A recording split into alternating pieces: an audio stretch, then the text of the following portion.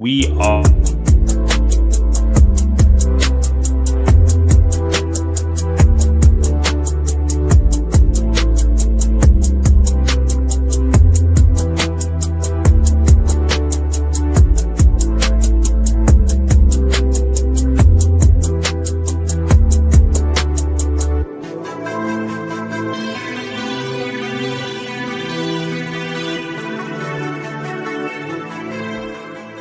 This program is brought to you by FanDuel, where we give sports fans the chance to win every day. Now we're live. There we go. The Pelicans are currently still playing their first, official basketball game of the year, and we are here at 6:38 in the morning, as always, to recap. Let's talk about it. First took away.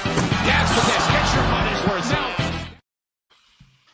Welcome to another episode of Pro Pills Talk here. I'm Chris, also known as Milton Doyle. Shout out to Melbourne United. You got my dog Justin here. I think we're expecting a couple more here. Chaz pulling up. As always, man, brought to you by John Deere, Sunshine, Taz, FanDuel, Scott Vicknair, you name it, we got it here, man. Live show, man. Be sure, as always, man, y'all, get in the comments. This is not this is not a typical morning show, but this is not a typical start time. So let's just get right into it here while we're here. First of all, Justin, how you doing, brother? Good, man. Do you think we're psychotic for waking up at 4:30 a.m. to watch a preseason basketball game against Melbourne United? Oh, we're crazy. Yeah, we're sickos, but that's part of it. I woke up on time.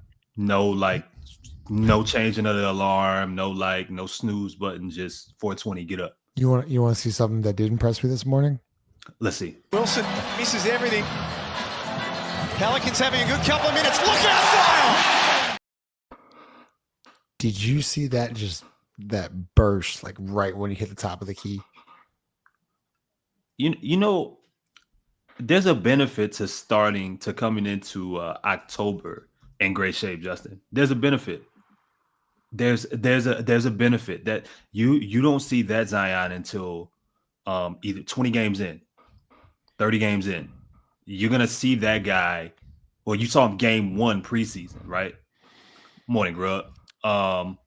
Yeah, man, that's special, man. You didn't need to see anything in the second half. So, it's funny. Every time, what's up, Gus? Every time Zion does that lazy 2-hand bounce pass, like a lob is coming next. He's loading up. I look, and we were texting. I think it was last year or whatever against Orlando, and it's like he didn't start the second half, and it's like we've already seen what we needed to see, right? Because against Orlando last year, I think he had 4 or 6 points, kind of was sloppy looking. Today, he looked different to me. He looked obviously in the best shape of his NBA career. He looked active. One thing I was pretty surprised about, Chris, he had the basketball a lot, bringing it up, he was initiating offense. And I thought that's kind of an interesting talking point starting here is I know you have Poole, DeJounte's on the bench, or DeJounte's on IR. And you don't really have a true point guard. Do you think Zion's going to take that next, do you think Zion over the next couple months is just going to run point forward? Well, I mean, if the offense is what we saw tonight, a lot of people are gonna run point. They allowed, and listen, it's not a whole bunch of things, and installed. Typically in preseason, they play it really, really vanilla. I think it was a couple preseasons ago that they were talking about how they were still installing plays, towards the end of the end of preseason. So, I think right now you're just seeing guys just execute based off of flow and transition. But I mean, you saw Zion get the first touch of the game, and then interesting, Justin, I'm calling you Zion. He got the last shots of both the first and the second quarter. I'm glad you brought that up. I'm so glad. It's first off getting him. It's just getting him involved early on. Right. I go back. I know it's a different sport, but I go back to Tom Brady. And I was listening to an interview a couple whatever it was a year ago, and like Tom Brady was like, I made it a point to get Randy Moss a touch early on to make sure that I know like I'm initiating him into the game, and you know if that's Julian Edelman and West Walker, whatever it may be, but like getting Zion going early. And I'm talking like early, I mean like first possession, I think is huge for this team because it makes him feel involved. It makes him feel, it gets him into a rhythm. And then that's when you start seeing Zion kind of navigate and get a feel for the game and understand where to attack and who to hit when off when help is happening and stuff like that. And so I was truly impressed with Zion. The one thing that like I was like, wow, I've never seen that before. I think it might have been in the first quarter. He shot a step back baseline fadeaway. Like, did you see that? Like a step. Yeah.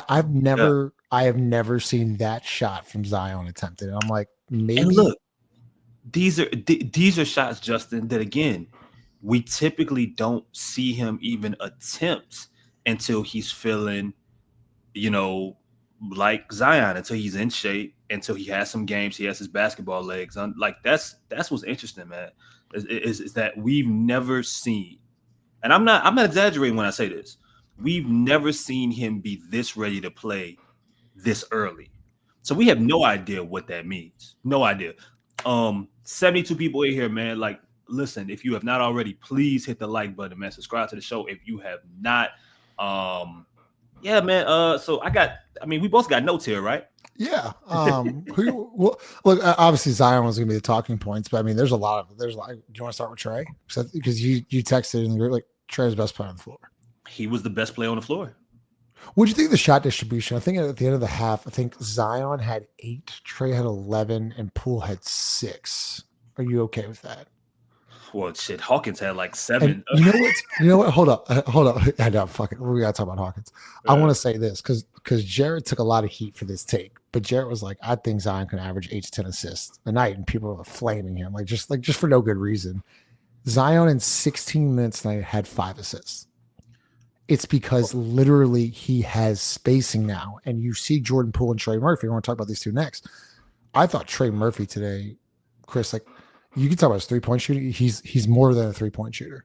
I mean, defensively, I thought he's taken a leap. I saw him make a weak side rotation for a steal in transition. I saw him attack off the dribble. Obviously the dunks, the layups. I think he might have had a midi where he got fouled. He had a 2-man game with Zion and Trey, and then they had one of my favorite actions was early in the first quarter. They dump it into Looney, and they have a post split. So that's where Jordan Poole's going to set an up screen here for Trey, and Trey can either come off the screen for 3 or back door and look for an alley-oop. So what happened was Trey Murphy took one false step, read his defender, went back door. That had 2 people jump to Trey. Poole then pops open. Hits a one dribble pull up or one dribble layup, and it's like those two together, Chris, makes so much more sense. Yeah, man. As Ross here, we have a Ross appearance. What's up, brother? Got the coffee? Oh man, Ross. Yeah. Ross, we're talking currently about Trey Murphy, man. I put in the group chat. I think he was the best player on the floor. Most balanced offensively, most impactful offensively, got easy shots, got tough shots. Like there was real gravity out there. He didn't take many things that were contested. If he had to get someone out the way, he got him out the way. If he needed to create space in the air with his jumper, he did. If he needed to shoot from 3, he did. If he needed to score in transition, even if this isn't something that we have to necessarily expect. The dude that played last season with all the injuries that got hurt against Boston, that was the dude that came out again tonight. And I think, this morning, this morning, it feels like if they're gonna be good, they're gonna need him to be that guy. But he seemed like he ain't just like Trey. Seems like he feels like he's better than just our expectations. I think it's certainly fair to assume that he's going to – why are you looking at me like that? Me? Yeah. You're really struggling this morning, man. I mean, it's a hair early. I'm fighting through a little bit of a cold thing here. I'll be honest with you. I didn't watch anything really until about the fourth quarter. But I think it's fair to expect Trey, just from what he said and the way he played last year, to sort of take a little bit more of a role in I don't want to say leading the team, but in like the basketball side of leading the team. He's going to get his shots up. I think he's going to be assertive on the offensive end. And so it's good to see that, especially this early on, in game one overseas. Yeah, I think he came out and took the first shot attempt. I think he had the first points of the morning for the Pelicans. Justin, you mentioned something to me about how good him and Poole look together, and it's something, man, about basketball. You guys say it all the time. It's a rhythm, and it is, and you can tell who can dance together on the floor, who can't. There's certain lineups that just had no type of flow together. They're not gonna work. They got in the way of each other. No one knew who was supposed to initiate. Jordan Hawkins out there trying to create. It was terrible. But when Poole and Trey were out there, it was a different flow. It was smooth. They seem to have chemistry, like instant chemistry. Yeah. Certain guys you're gonna take time. Poole and Zion, it takes time to get used to playing with dudes like Zion and figuring out where he likes the ball. And Poole and Zion talked about some of this stuff, how it's gonna take time. But Poole and Trey, instant. I like his creativity and his separation, Chris. But to your point, like he just play. And look, I love CJ. I was a big CJ guy. Poole just plays with a certain pace and quickness that CJ didn't have. And obviously CJ's later on in his career, but man, Poole's quick and he's smart, and just watching Trey and Poole in the same action was just nice to see. You can do so many different things. I was telling you this, Chris, earlier today. Trey being an above the rim threat with Poole shooting and Trey shooting, those two just make so much sense. And I know you look at the box score and Poole with 3 of 9, 1 of 6 from deep, whatever it may be. But he had 4 assists, and I just like the rhythm that he plays with, the pace. And I truly think that Poole, Murphy, and Zion, all three together, are going to be really good. I also liked that they staggered Trey and Zion. They had some interesting lineups that, obviously you have injuries with Herb Jones and stuff like that. So like, this isn't going to be like your exact opening day rotation, but I like that Trey Murphy led some groups. I like that Zion Williamson led some groups. And then Jordan Poole, I thought it was interesting, Chris, like Jordan Poole took a long break there at the end of the first into the second. We were like, is he coming back in? But I like Poole. Look, he's going to take some crazy shots. You're going to have to live with it. But man, I think at the end of that second quarter, you saw I think he might have gone on a 7-0 run by himself. I think he had a backdoor layup. I think he hit a 3, and then he hit another one. It's like Poole can catch fire real quick, and if he catches fire, it's over. He's gifted. Go ahead, Ross. I will say I actually wanted to ask a question, I guess, because I did miss the early part of the game when it sounds like those guys played. And look, to be fair, I don't think those were the 3 I'm worried about as we enter the season. And so, like, what did you think of the next 3? I guess like Looney, Yves, Sadiq. Like, how did those guys play going off of the Poole, Trey, Zion combo? So I said this months ago. I don't know if it's even. I mean, it's not even something that should be like a surprise or wow. Like Sadiq Bey is gonna play a lot of minutes. He just is. Now I don't know. He's listed at 215. That is not a 215-pound man. He's a power forward right now. Sadiq's at least like he might be Zion's weight right now, but he's worked. I mean, he's clearly, I don't know if that's his playing weight or what, but he seems to be a little bit heavier right now. He's moving like Trey Jemison. And I don't know if that's good. I'm not at my playing weight right now either. Yeah, but but he'll work through that. But you can tell even for someone who didn't really move a lot, you can see the instincts, you can see the IQ on the floor, you can see the rebound, you can see some of the simple things. Him just not getting in the way, him understanding space. Sadiq, and it made sense with Herb not playing, who was in the starting lineup, Sadiq Bey. So while he didn't do anything spectacular, you can see where he fits. He's such a Willie Green guy, Chris. Yes, like, he's just a prototypical Willie Green guy. But I'll say this, Ross. One thing you did miss, I want to mention. I do want to hear your thoughts on this because you did miss this. Wilson misses everything. Pelicans having a good couple of minutes. Look out, Zion!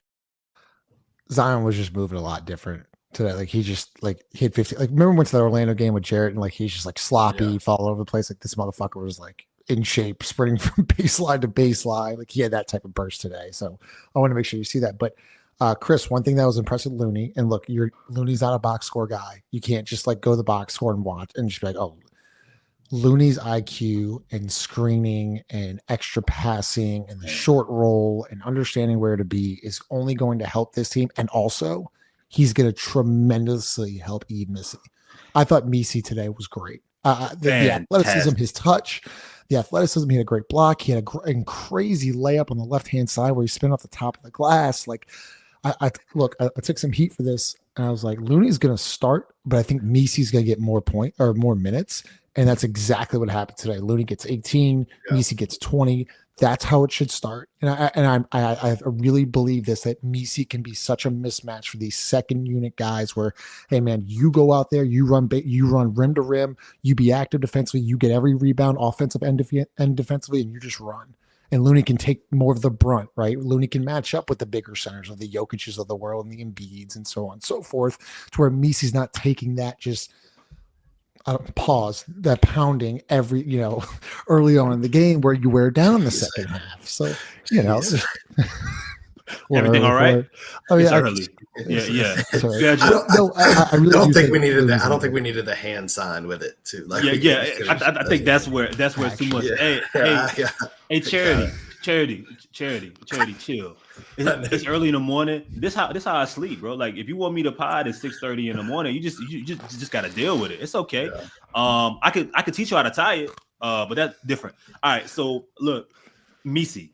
Now you posted that video of Zion. Sadiq Bey threw a lob.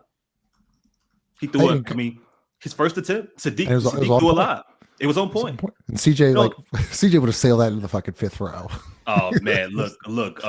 Sar is in for a run of it. Like he's. I hope he's ready to jump over in Washington.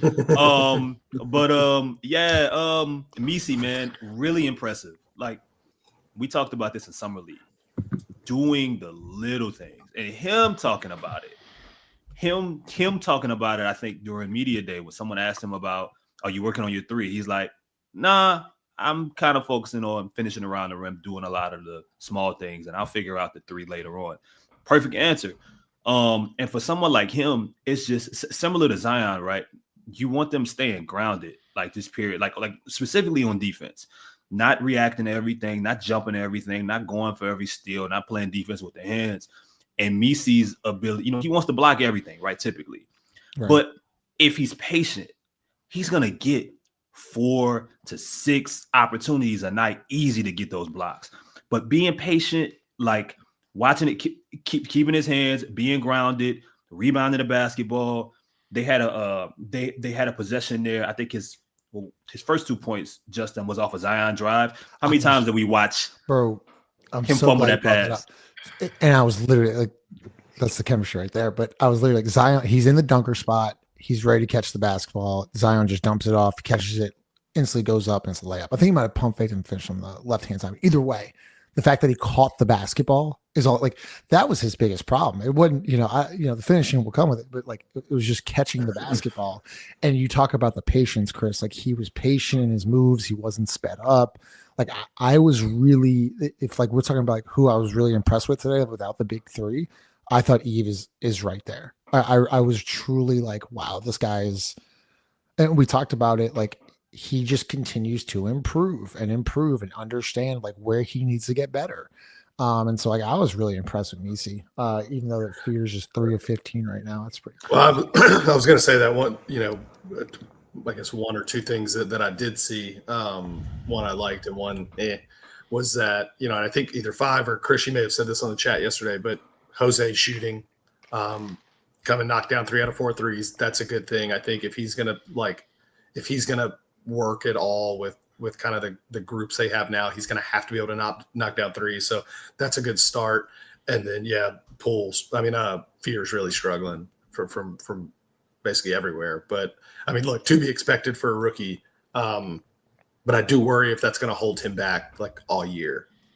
If it's just going to be something he's going to have to overcome for a couple of years, it's going to be really difficult for him to score the basketball if he can knock down shots. Does it hurt his playing time? It's just one of those things. I'm not going to make a big deal of it on the first game overseas in Australia, all this crap. But look, I think it's something you got to monitor, because I think it was part of the not a red flag, but it was a flag as he drafted him. So we'll see what happens, I guess, as we progress toward the season. Who were you most impressed with, Chris? Without the big three, it had to be Missi. I thought PV had some splash plays, but he also earlier in the game just looked lost. Maybe it was early jitters. I mean, Willie played him a lot. Another guy that's probably that might be a Willie Green guy, Micah PV. Definitely. But I mean, I think it was Missi, man. Like just simplifying everything, for his role, him just being a solid center, him figuring out like what that looks like at the next level for a dude that's still learning so much of basketball. I think is important, because there's just things that Looney can't do. Right. He can't. I told you, I'm ready to get rid of number 55 for the Pelicans. I don't want to see it anymore. It should have retired when Etuan Moore left. We should not have seen anyone else wear 55. Trey Jemison. Now we see Looney. Ross, you're gonna love this. Looney makes Trey Jemison look like the Dwight Howard moving. That's how slow Kevon Looney is. But he does so many things, as Justin said, that does not show up on a box score. He's going to get so many easy looks around the basket, just screening ability alone and diving if they find him. Heck of a rebounder, smart defender, knows his role. And I think for the 15, 20 minutes you play him, like that's what you should expect. That's the key. Mm-hmm. That for me is the key. Is 15 minutes. There's a role there. There's a clearly defined role that he can be successful in, whether it's scoring 2 points or it's scoring 10 or it's getting 4 rebounds or it's getting it. Like that to me is a clearly defined role, especially with the right lineups, where I can see him being like, my problem with Looney was never that he's a bad player. It's the expectation that he's going to be something that more than he can be. So no, I'm happy to, like, that to me is a good thing.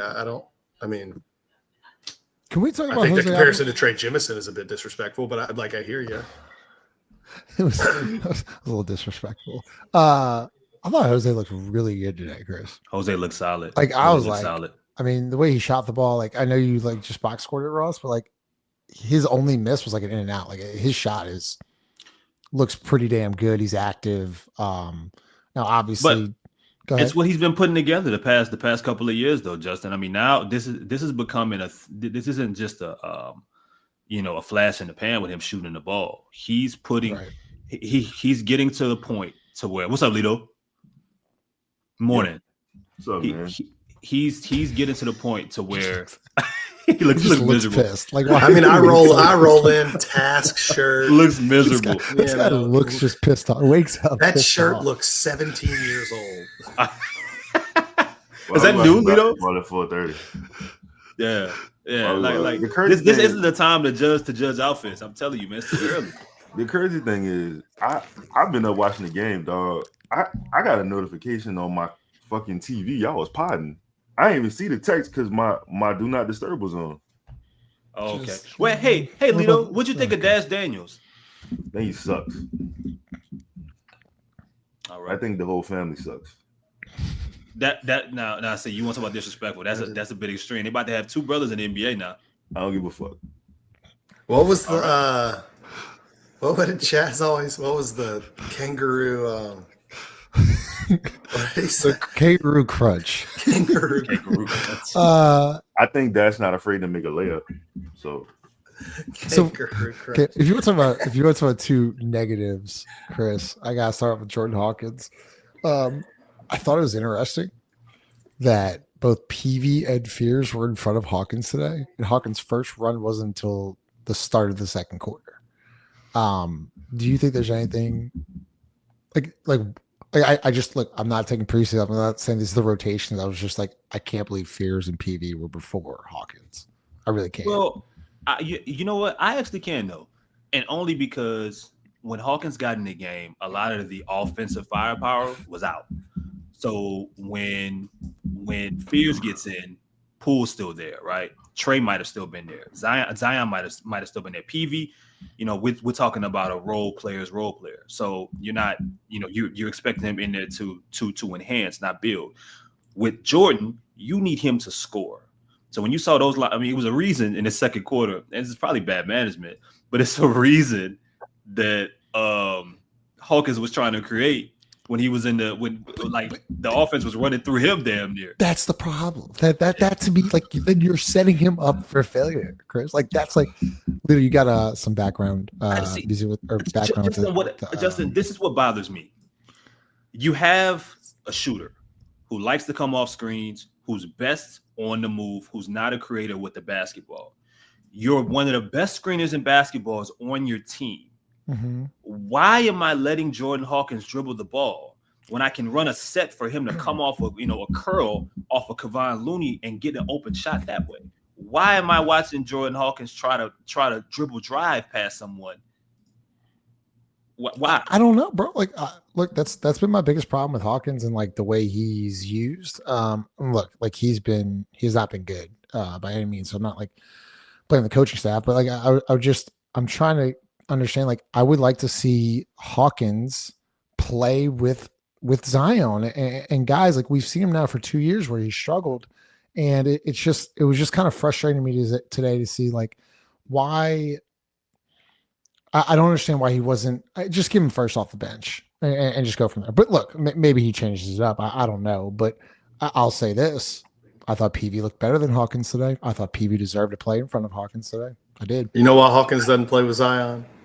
Same reason you don't put bike tires on a Ferrari. But see, What's up, Chaz? Here's the problem. Whoa. They are going to run. What's up? Welcome to the show, Chaz. Whoa, what's popping, yo? They are going to run into an issue. If Fears is not, let's say the Fears minutes are real, they need offense. PV can't. I mean, PV knocked down a 3, I think, at one point, but Hawkins, for better or for worse, has more ways to possibly to give you shot opportunities than say a PV does, right? So even if you play him, you need him to do something because once again, like, preseason or not, we've seen enough Pelicans basketball to know a lot of this shit, you got to get it in transition. A lot of this, once they get to the half court, this is a bunch of dribbling, a bunch of isolation basketball. I'm going to get Lito and Chaz involved here. Lito, we talked a little bit of Zion. We talked Trey, Poole, Missi. What are some of your observations for the game? What you like? What didn't you like? And then we'll get Chaz, who had a live stream going, involved there. I like Jordan Poole's ability to navigate the paint. He attacked angles and he attacked bodies. He was really good at knowing when to initiate contact. And obviously his creativity off the dribble. I mean, Trey was in like mid-February form. Zion was moving in 4K. Zion had a different type of bop to his step. You know what I'm saying? Like, I liked what I saw out of. So Fears had a bunch of early turnovers. He was kind of loose with the basketball, but I like that he wasn't like the moment don't seem to phase him. He really, it's like, oh, this is the NBA. All right, cool. I'm just go do my thing. Like it didn't really matter. What I did like was he missed the alley to Trey, and then he tried to hit Trey on a bounce pass. What I like from Trey was transition. Trey and react. Yeah, Trey and react. He just went back down the floor. He dapped him off, and he was just like, "It's cool. Like we go figure it out." Jose was shooting the ball really well. Missi was controlling the paint, dog. Missi had a presence down there. He looked like a center, man. He looked like a center. Some simple everything we talked about over the offseason, what he talked about in media day, like that he's living by the book, and that's gonna be that's gonna loom large for him. Justin, you had something? No, I think Chaz wanted to go. I was just playing. Chad, what's up, brother? You and our dog Alvin was live streaming during the game, man. You watched. You end up watching the full game? Yeah. right, man. What'd you think, bro? What you like? What didn't you like? Man, I'm gonna start off echoing Lito's sentiments, man. I love what I saw from Yves Missi. I thought Yves Missi was out there balling. I thought he didn't look overwhelmed at all. Of course, one could say that this is against an international team, but you're talking about arguably the second best league in the NBA, and just comparing to how he looked at summer league, I definitely think this was a big improvement from him. I like his discipline. I like his verticality. I like his rebounding. I thought Hawkins had some solid rebounding. I think it stops there. There's no need to really get too much in. I thought Fears looked really bad. I thought he looked bad from the standpoint of Fears is really strong driving to the rim when he could put his forearm and create that separation. But when he's in the air, that upper body strength isn't there, which doesn't allow him to finish. That was the issue with him in college. Then I thought where I think I'm not going to say coaching, but I think the instruction on the floor kind of failed him a little bit, because I don't think this was a situation where you let Fears work through his mistakes. I think this was a situation where you say, this is going to disrupt your confidence, and now you're just going to start chucking shots. Come sit next to me, and we need to talk. Because he took like 4 threes in a row, and it's like, all right, hold up. To me, Fears taking 4 threes in a row is like Shaq taking 4 threes in a row. Like, it's just totally not a part of your game. We not running those sets anymore. Now you just like you don't even care no more. You're just throwing Hail Marys every time just to see the ball go in, and it's just not working. I don't mean no, you make a great point there, because I gotta hop off here in a second, but you make a great point, because like I agree with you in the sense of like one of the coaches needs to grab like, yo, you settle down. Like, I know it's your first professional NBA game, but like from a confidence standpoint, when you see 3 of 15 and 0 of 6 from deep and like so on and so on, like you got to be like, hey man, like just so you know right now, like this is what you're doing wrong. Settle in, get an easy look, get to the free throw line, get your rhythm, and then go back to shooting threes instead of just bombing threes, right? And like I think it's a very important point that you just made, because as an 18-year-old NBA first game in Australia, you got to like hone them in a little bit and talk to them. And so like I thought you just made a great point there. Here's the problem to what both you guys are saying. Lito, you got a background. Is that Fears, he's so used to getting to the cup. What is that? What's that secondary option for him? It can't be either, like, especially with him not being a great shooter right now. It can't be hold on. Okay. All right. Hold on. Let me adjust this here. It can't be, hey, all right, I'm not getting to the cup. I'm not getting the layups that I'm used to. Like you mentioned, I'm just going to shoot the ball from 25, 30 feet when that's not a strength either. He got to find a medium. You know what I'm saying? And I think that's what that's part of the game. That's part of transition. And some guys get it right away. Some guys don't.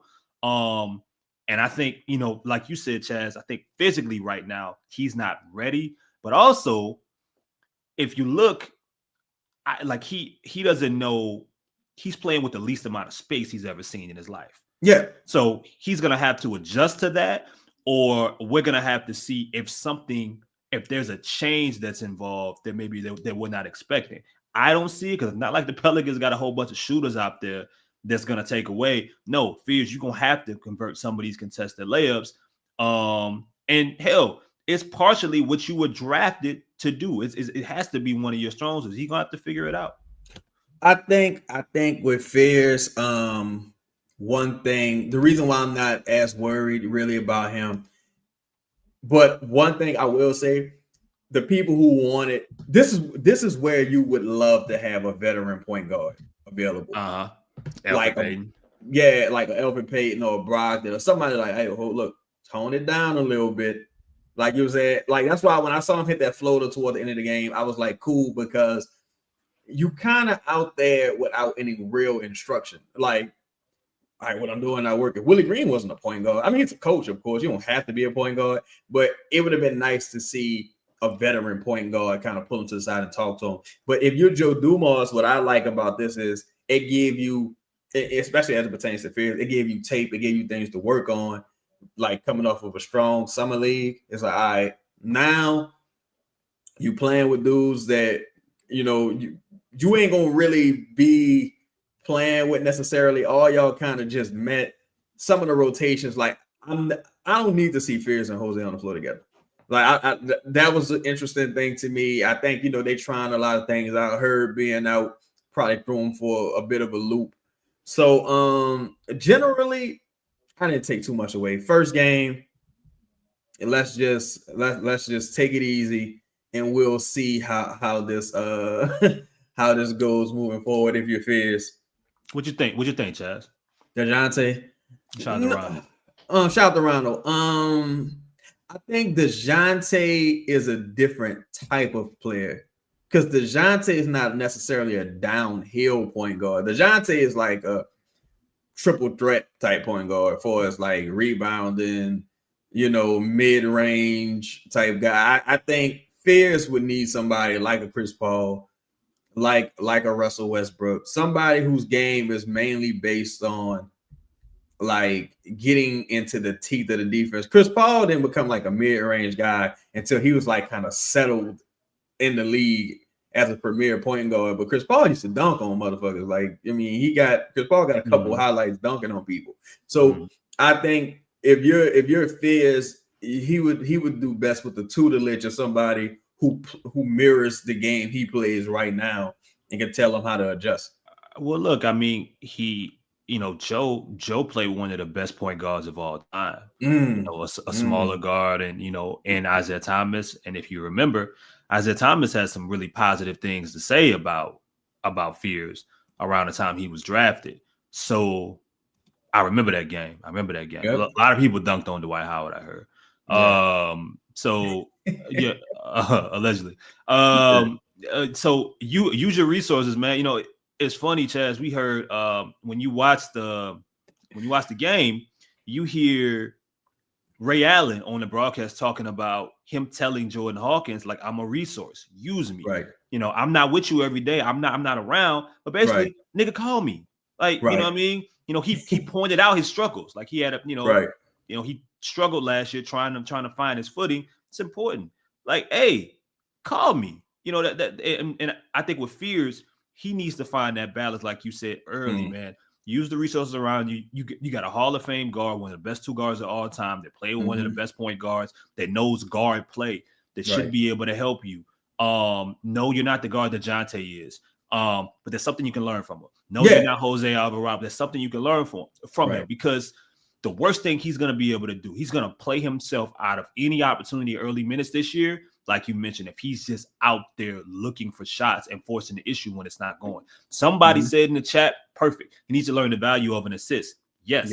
Use your ability to drive to find others. That's going to buy him as much minutes early on as possible. Because it's like, I equate Fears scoring the ball to Trey Murphy's three. I know it's going to be there. Right. Trey could go 0 for 8. That 9th attempt, somebody closing out. You know what I mean? Fear. So it's I know it's there. Show some of the other stuff, and then you'll open up that ability to where you're not getting these calls you want, bro. You can fall on the ground as much as you want. Yeah. And he's gonna have to find that balance. I think also it's just what I took away from this game, watching how Hawkins was playing. It's like the first shot, it's like that's a confident shot, and it went in. He made it, right? Yeah, he made it. First pull up, like semi-contested jumper. And then it was like, all right, all y'all got a little too much dip on y'all chip. Like, for us, the reserves, only person who kind of knew their role and played their role was Yves. Eric and Carlo. Everybody else was like, I got to show what I can do. And it was like, yo, calm down. Everybody. Yeah. And Mike, I thought PV played well also. I thought Hawkins, with the Ray Allen thing, because somebody brought that up in my stream also. I think the interesting thing for Hawkins is you need to find out what you do well, bro. Like, and for me, the one thing that I can count on you for is rebounding. Now, can you be a person, and I think he's a quality athlete also, can you be a person that rebounds and can, like, just start the offense, rebound, make the correct pass, run up, maybe you catch a trailing 3, or something like that. But I think it's about with Ray Allen. It's like you already know what you do well. Like we thinking about the Miami, like a lot of like the people who might have only ever seen Miami, or even Boston, Ray. Yeah, or even Boston Ray Allen. And it's like they wouldn't have made a movie starring Boston Ray Allen. Yeah. Like Bucks Ray Allen. they made him, it's a totally different player. So if you Jordan Hawkins, you just gotta be Boston Ray Allen, really. And I do hope that he takes advantage of that resource. I think Jeff Teague would be. I don't know about this version of Jeff Teague. This Jeff Teague kind of crazy, but I think Jeff Teague would be a great person for Fierce to work with. Also, yeah, I he's gonna. Yeah, that's actually a good point. You got to find other guards that aren't it looks like Fierce added a few pounds. But he got a lot that he has to transition to in real time between the pace, the speed. Melbourne United play with a lot of intensity. Like they wasn't out here, joking around. They not spiders. Yeah, bro. They out there, they full court pressing, like they're trying to win. Apparently, somebody said, appreciate you, Scott. Somebody said in the chat earlier, Melbourne had won their last 5 games. Yeah. They're trying to win. Like these dudes, some of these dudes got NBA dreams still. Like 35, Milton Doyle. Yeah, Doyle was balling. Yeah, he was hooping, but they're a real team, so they don't want you to come out here and embarrass them on their land. And it's the same for the team that they play, that the Pelicans play tomorrow, I think, tomorrow night. So Hawkins, but yeah, bro, Hawkins got to find his footing, and he got to realize what he's not. And this is where, especially with that second unit in some of those lineups that we're running, this is where Derek Queen is gonna matter. Yeah, because they run into these situations, Chaz, and it's so tough for me to just call it preseason, dog, because this what the real shit looks like. Like these players ain't gonna be much different in the regular season. to be real, though, it's hard for me to be like, yeah, it's just preseason. They ain't gonna have that many different wrinkles, and that you know what, that's fine with the amount of I think with the type of creators that they have if they're healthy and the shape Zion's in right now, mid-season shape, by the way, right? But to have that guy, because they don't have it right now. That guy that they can throw the ball down to on the block or in the middle of the court, that they can run a set through. Everything stops with him. Means the world to this team because they don't run no plays. You know what I'm saying? Yeah. Like you need somebody. You need somebody like that you can drop the ball down into, that can assess everything and it can run through him and makes everybody else's job easier. That way Hawkins ain't got to move. Hawkins just catch the ball and shoot. Right. And that's the thing where like my concern was like, well, damn, what you gonna do in the meantime? Because watching this, I was like, okay, all right, y'all. That's why I'm really like, man, I would love to see Russell Westbrook on this team just because from the rebounding standpoint, and it's like you need somebody that knows how to get their own shot consistently, or can at least get downhill consistently. Because personally, I never really saw Fierce playing. I think he's gonna get an opportunity, but Fierce needs to be in the G League, like honing his craft, gaining weight, things of that nature. Hawkins, like to me, the two-way players you brought in and keeping Jordan Hawkins is an indictment on how you handle the Antonio Reeves situation. Because I much rather Antonio Reeves over any of the players currently on the roster. The good thing is, though, the fact that this is happening early, and if you're Joe Dumars and Troy Weaver, you can evaluate what's happening. It's still early in the it's still late in free agency. You still got like some guys who pretty solid still out there. But one thing that stood out to me also, bro, the Pelicans gonna need a too big lineup. The defensive rebounding just wasn't bad. Yep. It just wasn't there. Like Looney, because some people were saying Looney not grabbing boards. Looney's boxing out. Looney's taking up space. It's on everyone else to grab the rebound. He's doing what he's supposed to do.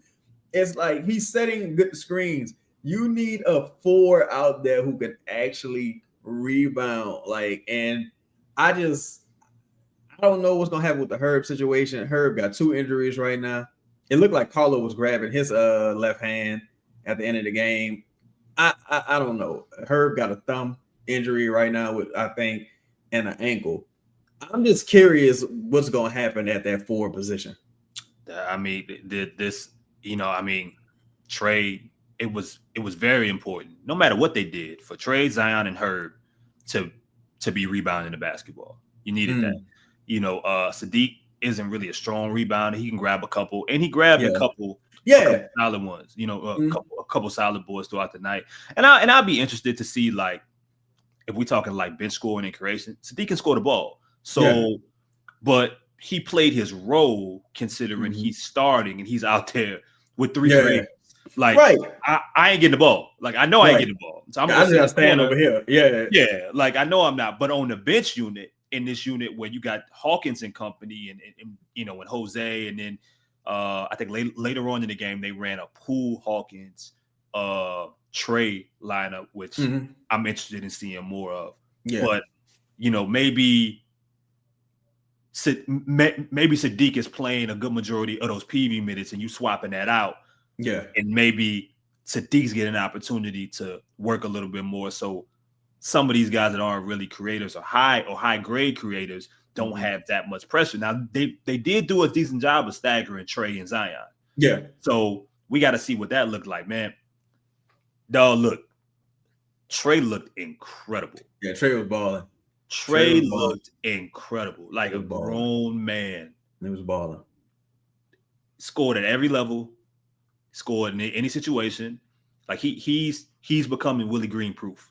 He's becoming, because it doesn't bother him. It doesn't bother him that he has to grade anymore, and that's important. Let me ask you this: do you think the guys looked a little winded to you toward the middle or the end of that second quarter? Because I did. I thought I saw Trey take a jumper and it went off the left side of the rim. I was like, oh yeah, they're getting tired. So I wonder how much that flight and them just entering camp, because they're doing a lot of PR right now for this trip. Yeah. I wonder how much all of that is taking its toll or took its toll for today's game. Sleep schedules, all kind of things. I'm sure it's not that easy to just, all right, I've been here a day, now I'm adjusted. I'm sure it's not going to be that easy. But for Trey specifically, you're talking about the gravity. Poole hit 2 shots in a row, and it changed the entire gravity of the floor for Trey. Like, now it's like, Trey, you 1-on-1, you can get past your defender 1 step, I'm to the rim. And to me, that stood out like crazy. We saw the Zion Trey chemistry just first couple plays of the game. Yeah. But it's like, Trey, to me, you saw him getting downhill. First play of the game, fade away from the mid range. I think he looks like ready. He looks ready. A dog, like the beauty, and see, here's the beauty in Poole, right? In the Poole and CJ swap. Poole can have a bad game, but it ain't gonna look the same. Right. Like if CJ and this ain't even a shot at CJ, right? Right. But if CJ and Poole both shoot 3 for 15, Poole's 3 for 15 gonna look different than CJ's. Right. Because you watch Poole and Trey have chemistry for 2 dudes that have not played together that CJ and Trey did not. Right. And it's weird. It's weird that that's the case. Some dudes just like they feed off each other immediately. They just click like that. And you can see the intensity, the rhythm with them two is totally different on the floor with everybody else. But when you watch like the game today on that sideline, it's I just ain't never seen the Pelicans like the Pelican star players as community. Like Trey, Poole sitting next to each other, they laughing. Zion sitting the seat over, he laughing, communicating, talking with fears. The chemistry is there for these guys. Like you can tell they genuinely rock with each other. And this is a good team, like bonding and team building exercise for them. because they overseas. It's like there's only so much exploring we're gonna do outside. You know what I'm saying? We were just on a flight 20 hours together. Boy, that's ridiculous. Yeah. That's like exactly. Yeah, y'all going to the zoo, you know, y'all dinners and shit. Right. You know what I'm saying? Y'all already in camp. You know, Poole not from New Orleans. I'm sure y'all had to take him, invite him over to y'all cribs, you know what I'm saying? Kind of help him, like, you know, figure out how he moving around the city, etc. So the team building is cool to me. And to your point about Poole not gonna be in the same place you left him. That's what makes it different from CJ. You know what I'm saying? Poole I got a handle, I can get downhill, I can get to the free throw line. Whereas CJ at this stage in his career, it was like, well, I'm just staying along this perimeter, so you ain't really got to worry about me getting to the rim or nothing like that. So you know, nah, man. And I think something else you mentioned, if they look winded in that second quarter, and I actually look at that as one of the things that are positive here for them, outside of like all the different benefits that come from a trip like the bonding element. It's a lot of teams that win that talk about, like I remember the Boston team, for example, they say when they went to, I don't know if it was China or something, they said that's when we locked in. Yeah. You know what I mean? Because we didn't have anything else to do but be around each other. Right. So, and it shows on the floor, right? But I think playing a team that is already in shape, that actually wants to win, that's not just trying shit, matters. Even if it's not an NBA team, like Melbourne United was not out there trying to just they weren't playing around. They're in the middle of their season. Like, you know what I'm saying? This is another game on their schedule. So I think the intensity that they brought, the energy that they brought is kind of important, because these next two games, well, this game and the game after this, the Pelicans ain't gonna have any other preseason games that match that level of intensity more than likely. Yeah, you way away from home. You know what I'm saying? You got the crowd. It's a friendly crowd, but it's like these dudes playing for their life. They auditioning for NBA jobs. This is a pride game. These dudes want to see how they can stack up against what y'all got going on. Y'all out here catching the alleys. That's another thing, boy. Fizz missed some alleys today. I ain't gonna lie. Fizz, I believe in you, but god damn, Fizz. Even Sadiq, bro, his first attempt, he got he the one that threw the oop to Zion. Yeah. So, I mean, you know what I'm saying? Like, but you got to make the easy ones. That wasn't a Trey. That was actually a design play. It was perfect. It opened up. Like, you don't get, Fierce got to understand early what he's dealing with. You don't get too many design calls here in New Orleans in their system. You got to make these count, brother.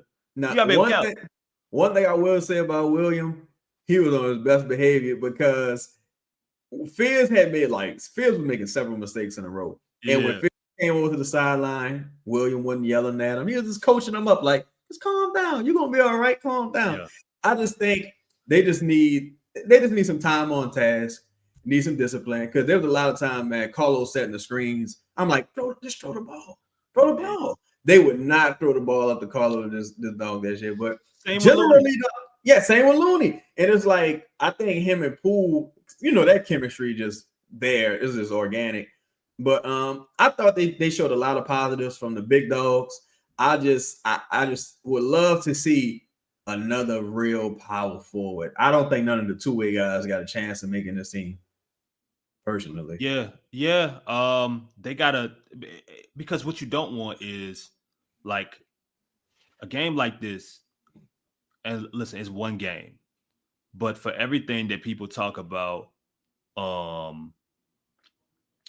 when people that have questions about depth and fit, you see it, like you saw it today. Certain teams just don't fit certain line, and you got to take some time. Certain lineups ain't gonna mess well together. Like, you know, you do have an influx of new talent and players. You got to see what parents, what groups you like, so on and so forth. Mm-hmm. But you're missing certain elements from a creation standpoint, and we already talked about their Achilles heel when it comes to rebounding. Like, they almost got to stay healthy, right? And that's a lot of pressure. Like, they can't afford Trey Murphy or Zion to miss any time early on. With some of these dudes not ready to play. you know, or you're not sure exactly what to expect yet. And you got, unfortunately, a coach that isn't used to really adjusting positively offensively on the fly. This team got to be able to score some points.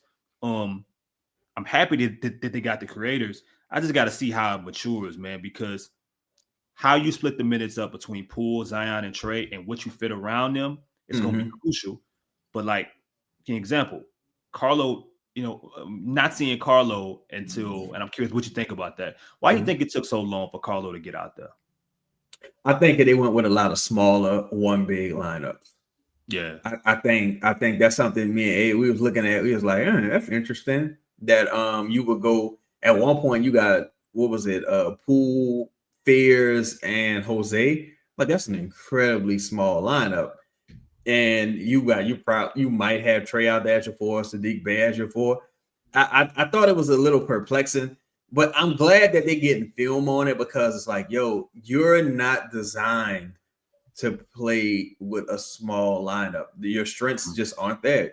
You don't have a Josh Hart. You don't have a Russell Westbrook starting that's going to get 12 rebounds. And, you know, even with Herb, I don't think Herb makes much of a difference in the short, maybe, of course, defensively, but with the shortcomings from like on the glass today, I just don't think he would have made too much of a difference, because I'm like, yo, you talk about a guy who needs permission to dominate. I think that's Herb Jones. I think Herb Jones could be the guy on that second unit that like really brings everything together, because you put the ball in his hands, man. Let him distribute a little bit. Let him use that Euro to get downhill a little bit, get to the free throw line, because you're missing guys who, like you just said, who can self-create. To me, Jose is a catch and shoot guy, right? At this stage, he's a catch and shoot, but he's a good catch and shoot guy. Yep. But he's a catch and shoot guy. I think that's why you see Fears and Jose out there. Jose really didn't handle the ball much until right. That's a good point. That's a good point. He was playing a lot of off guard. Yeah, and with Carlo, I think you kind of know who he is already. So you're like, all right, let me see how this looks if I'm running, you know, Zion at the 4 still, or Trey at the 4 still. You also notice in the first half, they were still posting Zion up. You didn't see no point Zion really in that first quarter. The first few plays was, all right, Zion on the left block, on the right block, give me the ball. Like, you know, it's kind of like that. And that's the problem, because they ran into issues where they couldn't, once again, too many tough shots, not enough easy looks. Like Melbourne was creating easier looks and short opportunities. They were creating easier looks, and the Pelicans were at parts of the game. The Pelicans that just have NBA talent that are used to playing around these spaces. But New Orleans, like they gotta figure this out. You know what I mean? You gotta find a way to get easier looks, and that's, you know, again, that points back to. That's my whole thing with Derek Queen. Derek Queen should be able to provide that for others and for himself. You have nothing like that on this roster. And if, from what you said about Jose, and when you look at Hawkins, and when you look at Sadiq Bey, you go up and down. Once you get past the top 3 guys, ain't a bunch of dudes that if Fears can't do it, there's not a bunch of people coming off that bench. Yeah, it's no advantage creators. Yeah, and that can't be an issue, because that's how you look up and you down 10. So we've been going close for an hour here, man. I'm gonna get to these stars, man. Chaz on a marathon. It's been about 4 hours here. In the morning. Okay, hell of a day, boy. All right, let's dog B Time, man. Supports, man. Appreciate you, B Time. $5, dog. Willie Green's offense seems to have the value of a BMW of driving off a lot. It just appreciates. Oh man. I don't want to make it. You know, we have 82 games to trash Willie Green, so I'm gonna say, but plus if you count preseason, he has some upgrades in some areas that can make his life a lot easier if he allows them to. That's just all I'm gonna say there. Let me see. Did anybody else? Is there a Missi chat in here, man? Missi was awesome, dog. Yeah, Missi was balling. Very, very impressed with him. Here we go. Missi and Looney. Shout out to Chris Gray. Missi and Looney can be a competitive center rotation. Do you guys see trade development to a power forward? This version of Zion will be a slash and shooting guard, small forward. What you think? I call you Zion. What you think, Chad? I think, man, I think the way this roster set up, you almost have to. I don't want that to happen though, because I mentioned this before. I think if you could get like the ladder Kevin Durant defense from Trey Murphy, that's an extreme W, right? But at the same time, I want him to lock in offensively and be the best player he can be offensively. I don't want to really give him, because when you say power forward, I would presume he's talking about defensively, because offensively his role wouldn't change much. But yeah.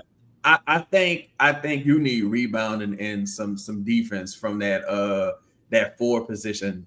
Like, ironically, Kelly Olynyk would have been all right. Would have been a solid forward, ironically. Seriously, bro, because it ain't a bunch of shooting out there. And see, that's why, again, Chaz, that's where the depth situation is so interesting, because Herb goes down and it shifts more than you think. Right. You know what I'm saying? Like, it changes roles of guys that you need to see in the role they were brought into. But I didn't bring in.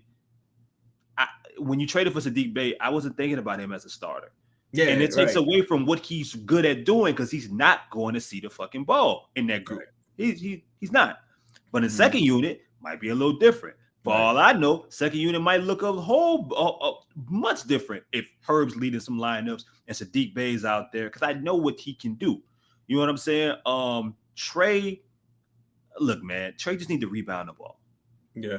Trey, I know he wants to get in transition, and I know he's a problem now with the ball wherever he's at. I think he had 3 steals today, also, right? Something like that. He was in the passing lanes crazy today. He was really, like, even what he's learned, Chaz, is like, even if my defender gets past me, I got 6'10". Yeah, like you're not going too far, and you saw a lot of those that I thought was really impressive. Trey was really good, man. But Missi, dog, like, this for a first preseason game, if you believe in signing Looney as a stopgap, if you are all for that, if you love that, this is playing out. This is off to a great start, right? Because Missi looked ready. He looked ready for, like, he looked like a starting center, right? Like just a starting big, a quality big. That's all you need him to be. Right. And, like, Doug, I was thinking, bro, Missi job hard, bro. It's difficult. Like, I gotta go out here. I want the ball, bro. I want alley-oops. I really want an opportunity to catch the ball and dribble a little bit. Can't do that.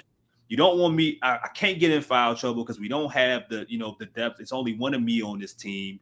Like, all the things that somebody wants to do, and I'm only gonna get the ball 2 or 3 times a game. Yeah.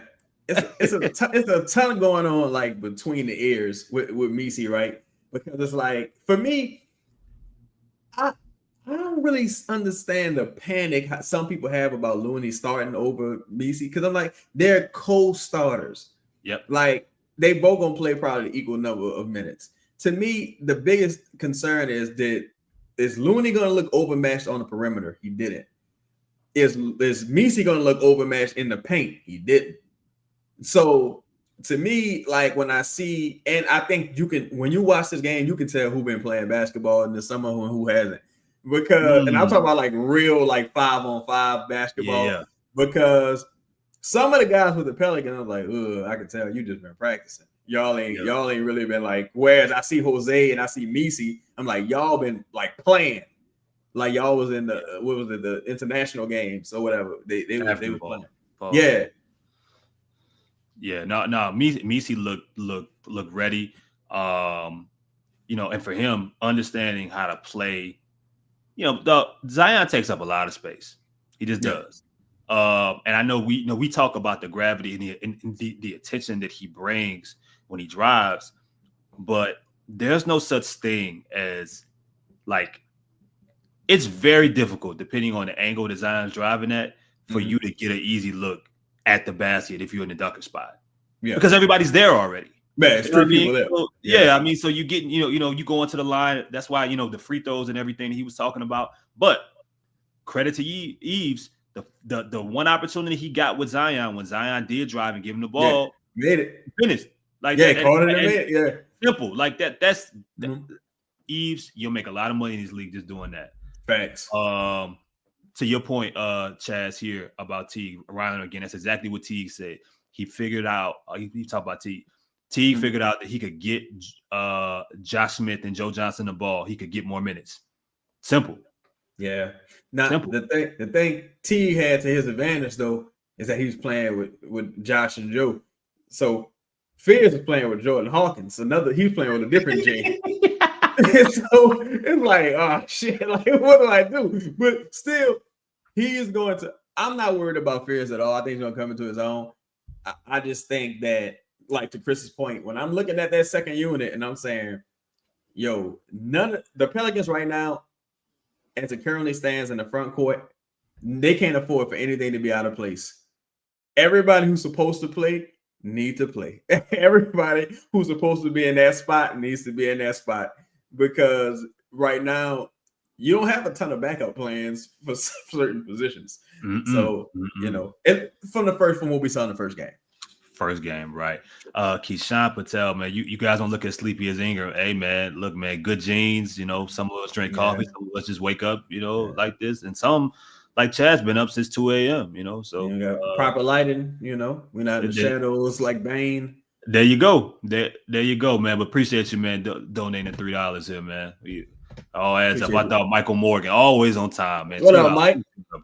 Mike, hard-working viewer, dog. He was in my life. Mike. Yeah, shout out to Mike, man. Supporting the brand. Happy birthday to our dog, man. The friend. Well, happy belated, man. Cole. Shout out to my dog, Cole, man. Got that, bro. You deserve it, and you know, hope what she should have got you was a subscription. You know, that's what she should have got you. She should have got you, like. That's okay. That's okay. One way or another, you know, we're gonna figure it out. We're gonna end here with our dog, my dog here, Chaz. I'm not gonna lie, I don't want to give little buddy big credit or buy into the hype, but Zion finally looks like a star basketball player from a physique standpoint. I think the takeaway from a game like this was that it was incredibly physical, and it was physical early, and you really saw the Pelicans like. Not back down. I was about to say not bow down, but I would say not back down from the physicality, because you know it's different international basketball. Zion looks like Chris said to be in mid-season shape, and I couldn't say it at the first preseason game. I thought he looked kind of bad, but this game you could tell none of them boys got no ballers out there. Everybody looking like, man, we just hit a work. Like the bubble. It's like the bubble out there. Yeah, it's like the straight bubble. And I think, dude, look, 504, he trying to look out for you, coach. Shout out to 504 with the gifted membership. Yeah, man, our dog, man. Appreciate you, man. Appreciate you. But you can tell that Zion, like, they're at a point where this is a different dude, man. Dude taking his shirt off. The dude was in the crowd, this is a different guy. Can he stay on the court? Why. We'll see. I wonder why that he. I mean, look, man. It means something, and I don't know what it means for the league. I don't know what it means for the Pelicans, but you got to think this is the best shape, not just physical shape, basketball shape Zion has ever been in as a professional this early. Right. Or, I mean, probably ever, but this early, you've never seen it. So we're talking about a dude, Chaz, that typically takes 15, 20 games to find his legs, find shape. He's super rusty. Just missing layups typically does it because he ain't played, he ain't in the right shape. What is it going to look like when he's, December Zion game 1, or he's March Zion game 1? You don't know what 14 and needs to get off to a fast start. Like, that could be really, really important. And considering we haven't seen that yet, I mean, that, we could be looking at something special. He had 15 points in that game, in that first half. And look, I mean, it was a quiet 15, but it was an efficient. I mean, it felt like an efficient 15. He got to the line. He had a couple short free throws, but then had a couple possessions where he knocked down a couple. On the ground a little bit too much still, but he played more than I anticipated him to play. And Trey, he played a lot in that first half. Huh? Yeah, him and Trey Trey especially. Trey played like probably 20 minutes in a row, and I was like, "Yo, what are we doing?" Like, yeah. But well, I guess it's gonna be interesting to see if they play tomorrow or not. Yeah, they play in Australia again. Yeah, they play a different team. So it's gonna be interesting. Yeah, like that I learned. Morning, is it? No, I think that's Saturday night. I think it's nighttime. Oh, okay. So it's gonna definitely be interesting, man. I just hope everybody stay healthy, and we saw everybody, so I can't imagine probably see a lot of Hunter Dickinson, and looking forward to that.